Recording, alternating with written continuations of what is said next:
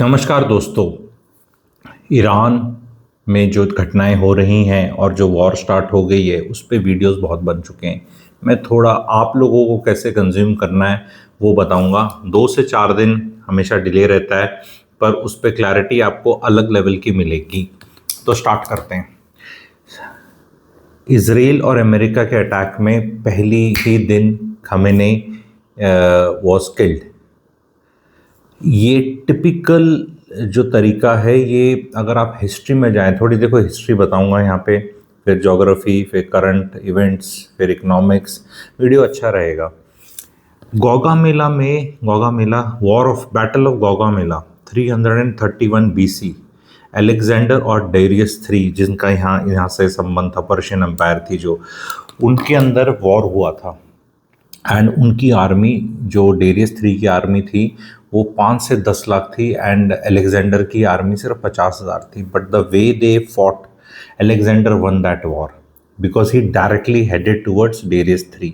तो पुराने ज़माने में भी और आज के ज़माने में भी यही समझा जाता है कि गेट द मेन मैन। ठीक है, तो इन लोगों ने वो किया एंड ऐसा लगा कि इसे कहते हैं कैपिटुलेशन स्ट्राइक। ठीक है, 200 फाइटर एयरक्राफ्ट उड़े इसराइल के। अब यहाँ कहानी में ट्विस्ट ये आता है कि इसको इस तरह दिखाया जा रहा है वर्ल्ड को कि अमेरिका का डंका बज रहा है, अमेरिका और उनकी टेक्नोलॉजी इतनी ज़्यादा है। मेरा मानना ये है, 2.5 घंटे का नोटिस रहता है। ऐसा हो नहीं सकता कि दिन के टाइम पे उनके 40 कमांडरों के साथ वो एनिहिलेट हो गए इस तरह। एंड चाइना ने पूरी, जो बाकी 3-4 दिन में मैंने रिसर्च किया, चाइना ने काफ़ी मदद करी इंटेलिजेंस में, लेकिन there is somebody in the system जो वहाँ तक इंफॉर्मेशन नहीं पहुँची। तो जिस तरह दिखाया जा रहा है, ये सैन्य शक्ति से ज़्यादा मैं कहूँगा इंटेलिजेंस का विक्ट्री है, जो एआई के यूज़ से मुझे लग रहा है काफ़ी कुछ इसके फ़ायदे उठाए जा रहे हैं। हमने वो जो पेजर वाला देखा था एपिसोड इससे पहले, जहाँ इसराइल ने पेजर के थ्रू इतने उन लोगों को असैसिनेट किया था, तो वो टेक्नोलॉजी का ही बोलबाला है। तो आगे चलते हैं कि इसमें यूएस जो है वो, जब ट्रंप ने, सुप्रीम कोर्ट का ऑर्डर आया उसका और उन्हें टैरिफ पे बोल दिया कि भाई ये तो जैसे थे पहले जैसा हो जाएगा जैसे पहले था, तभी मेरे जैसे को तो आशंका होगी थी, बहुत लोगों और को भी होगी थी कि अब ईरान का नंबर आएगा। क्योंकि ट्रंप जब से आया है, आप देख लें, मतलब 1 साल से क्या भूत बना हुआ है दुनिया का। पहले टैरिफ वार, अब ये असली वाली वॉर। अब इनको देखो, इस मोमेंट पे अगर हम इंडियन ऑडियंस हैं, हमें पता नहीं किसके लिए चीयर करना है। यूट्यूबर्स ईरान स्ट्राइक कर रहा है तो उस पर भी चीयर कर रहे हैं एज ए अंडरडॉग। कुछ लोग नेतन्याहू और इनको कर रहे हैं। हमारे प्रधानमंत्री 2 दिन पहले नेतन्याहू से ऐसे हग करे, मैंने पूरे सेकंड्स काउंट करे उसमें, 16 सेकंड्स का हग तो भारत मिलाप जैसा जो बोला जाता है वैसा है। तो उस लेवल पे हम वहाँ एंडोर्स कर रहे हैं। तो इसमें कुछ ना कुछ ये हिंदू मुस्लिम वाला लोग बनाने की भी कोशिश कर रहे हैं। और यहाँ पे हिस्ट्री भी पढ़ाई जा रही है कि खिलाफत आंदोलन हुआ था 1900 में, तुर्की के खलीफा थे उनके, वो हुआ था जबकि उस टाइम सिविल डिसोबीडियंस मूवमेंट था और बहुत कुछ रॉलेट एक्ट आ रहा था। देखो, सब हिस्ट्री की बातें कर रहा हूँ मैं।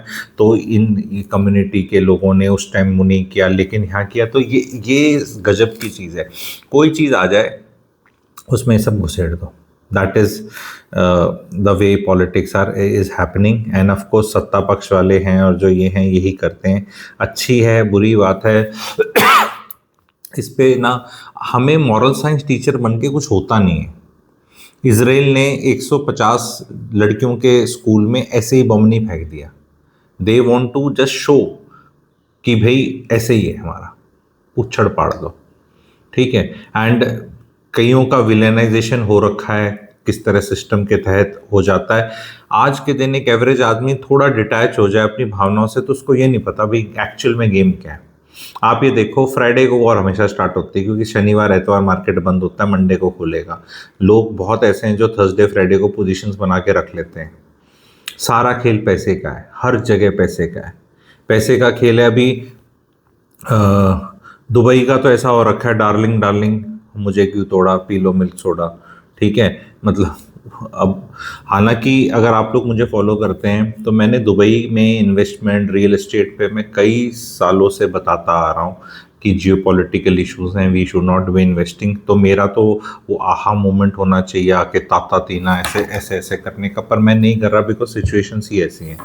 वो जैसे अक्षर श्रीवास्तव जी हैं, वो मेरा सांगो रियल एस्टेट पे भी डिटेल वीडियो आ जाएगा about the real estate and investment part in Dubai. But I use to always say this and I am again telling in my scheme of things, जो मैंने बोला था नहीं इन्वेस्ट करने के लिए, this story which is played out, ये तो एक वन ऑफ द पार्ट है, उसके कई और भी पार्ट्स हैं जो हो सकते हैं। तो फैक्ट ये है कि ये एरिया कभी शांति प्रिय इस तरह का वैसे भी कभी रहा नहीं, और वास्तु के हिसाब से कभी मैं वो सांगो रियल एस्टेट वाले पे बताऊंगा। अगर आप लोगों ने सांगो रियल एस्टेट, मेरा एक चैनल है, वो सब्सक्राइब नहीं किया तो प्लीज़ ढूंढ के उसको सब्सक्राइब करें, वो दुबई वाला वीडियो भी जाकर आप वहाँ देखें। ईरान कहते हैं, जैसे वो कौन सी पिक्चर थी अशोकांग, कलिंग घुटने नहीं टेकेगा। कलिंग में there was nobody leading it, people were fighting it. अब नाउ ईरान में what has happened, they have divided themselves into 31 units as a country. वो मोज़ैक मॉडल बोलते हैं, MOSAIC मॉडल आप करें, और वहाँ पे जो जूनियर कमांडर्स, लोकल कमांडर्स हैं, वो दबा के अपनी मिसाइलें जो मिली हुई हैं वो फायर कर रहे हैं। जो स्ट्रेट ऑफ हॉर्मूज है वहाँ पर बंद कर दिया है IRGC ने, जो इनकी मेन रेवोल्यूशनरी गार्ड वाली हैं, और 20 से 25% तेल दुनिया का वहाँ से आता है। तो लोगों की, जिसे हरियाणा की भाषा में कहते हैं, ढीढ़ आ सका है। ठीक है, मतलब what it means actually is कि it will be very troublesome, because हम लोग यहाँ बैठे इंडिया में सोच रहे हैं सानू की, ठीक है, तो क्योंकि गोले तो यहाँ नहीं आ रहे, ठीक है, तो सानू की में ये है कि भाई रशिया से तेल ले नहीं सकता, अमेरिका नाराज़ हो जाएगा, वहाँ से तेल आ नहीं रहा। क्रूड ऑयल 6.7% बढ़ा है ये, जब से ये स्टार्ट हुआ है एक ही दिन में, जो लास्ट मैंने चेक किया था। मैं यहाँ बोलना चाह रहा हूँ आप लोगों को, अब इंटरेस्टिंग बात बताना चाहता हूँ। देखो ये जब हो रहा है, अब हम तो जाके कहाँ से पापा वॉर रुकवा दी, पापा तो और कोई है नहीं जो वॉर रुकवा दे, जो पापा असली पापा हैं उन्हीं ने रोकनी है दुनिया के जो, ठीक है। बट इसमें आप क्रूड ऑयल में इन्वेस्ट कर सकते हो, मैं पूछ रहा हूँ। $61 था थोड़े दिन पहले, जब हम डिस्कशन करते हैं अपने वेबिनार वर्कशॉप्स वगैरह में, एंड वहाँ क्लियर कट दिख रहा था मामला। पर is there any way, how can, आप कमेंट सेक्शन में लिखिएगा, बाकी लोगों को भी जानकारी होगी। As a Indian person, how do I invest in crude oil, which index, which share, how, ठीक है, क्योंकि जो हमारे रिफाइनिंग वाले हैं उनके लिए तो तेल महंगा हो जाएगा, मार्जिन के इशूज़ हो जाएंगे, बाकी चीज़ हो जाएंगी, बट मैं क्रूड ऑयल में कैसे फ़ायदा उठा सकता हूँ। गोल्ड 1,55,000 था 7-8-10 दिन पहले, जब गदर स्टार्ट हुआ, ठक से 1,72। तो अब जैसे वो पिछली बार गिरा था तो मन नहीं कर रहा था, अरे गिर गया, एक महीने से शांति बैठे थे। आई रिमेंबर 29 जैन को लगा था उसका हाई, ठीक है, उसके बाद वो खरीद रहे थे जनता, उसका क्यों नीचे गया, फिर लगा यार मत ले, अब फिर लेने का मन कर रहा है। तो अगेन साइकोलॉजी कैसे आती है कि जब चीज़ बढ़ती है, खतरा आता है, तो लेने का मन करता है, वो फिर चला जाएगा खतरा, कब चला जाएगा वो देखेंगे। ईरान जो है वो जो कर रहा है वो इतना सोचा नहीं था अमेरिकन और इजराइल ने, और ये गलती हो गई है। अब इस पे वो पोजीशन और स्ट्रेंथ से बार्गेन करेगा, बिकॉज इमीडिएटली सीज फायर कर दिया तो वो भी ऐसा लगेगा कि हार मान चुका है। एंड कभी भी एनिमी नेशन की विल को इस तरह आंकना इस सबसे बड़ी गलती। इजराइल पे असली गाज गिर रही है और बुरी तरह बता रहे हैं, डैमेजेस हो रहे हैं, ऑफकोर्स वो सोशल मीडिया और बाकी मीडिया में ब्लैकआउट है, बताया नहीं जा रहा। लास्ट टाइम भी काफ़ी किया था वो 12 डे वॉर में, बट इस बार तो काफ़ी चीज़ लग रही हैं। आप ये देखें, कतार पे अटैक जो खुद मध्यस्थता करा रहा है, ओमान भी इनका सपोजिटली वो है, एंड वहाँ उनका फॉरेन मिनिस्टर ईरान का बोल रहा है भाई हमारे हाथ में नहीं, तो IRGC कर रहे हैं।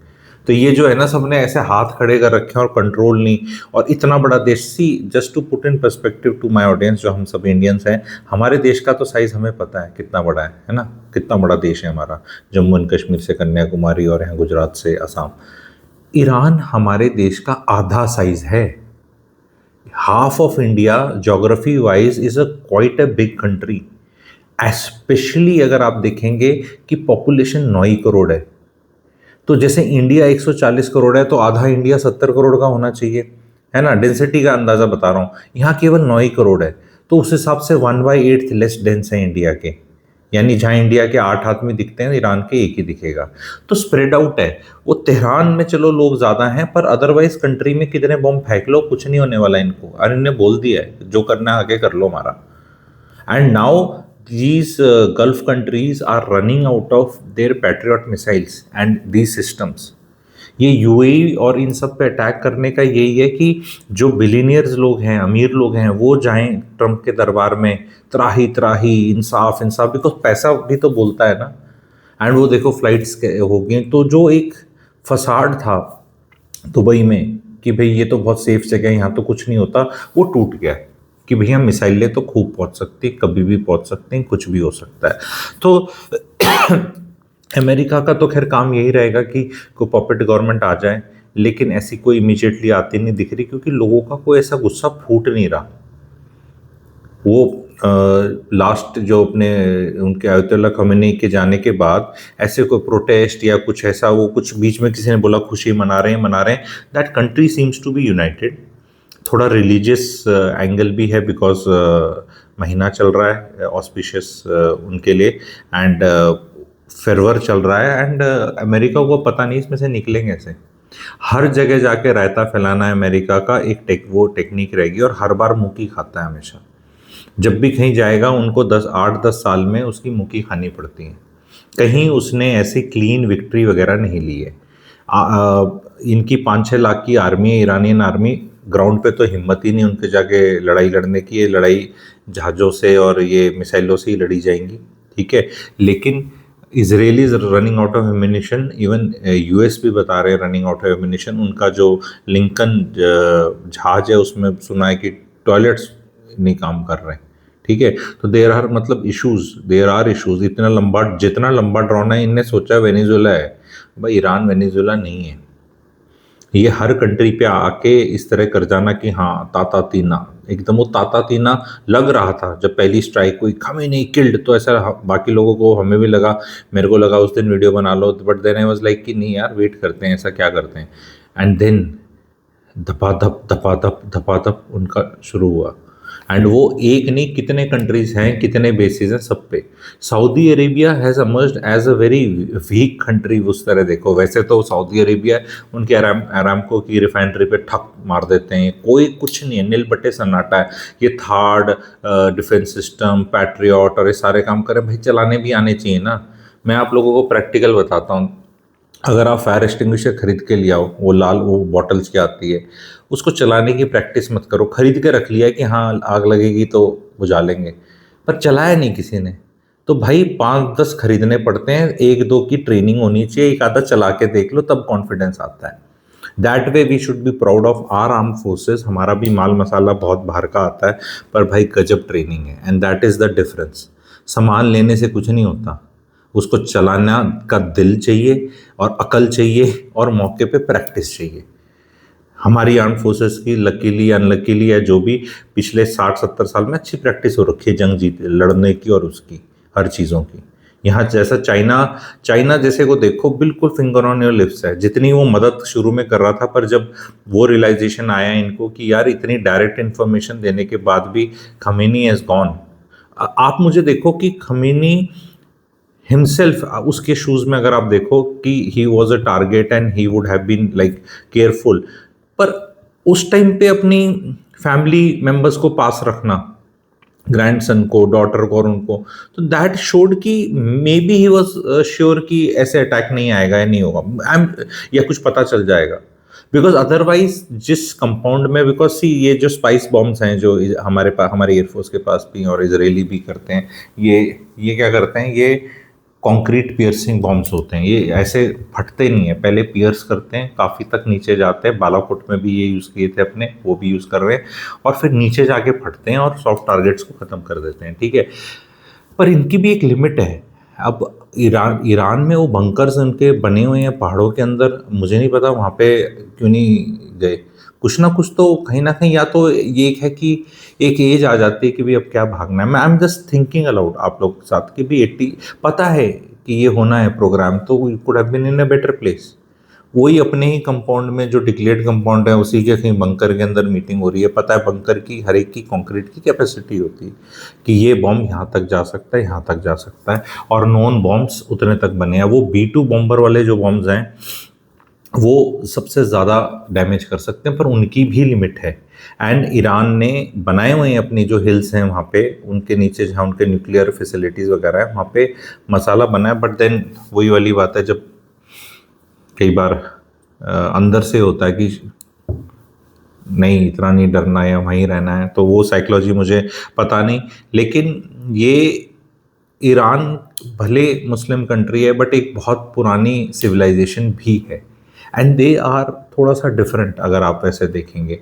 एंड यहाँ इतना समझना और इतना इनको कम आंकना आई थिंक गलती है अमेरिका और इसराइल की।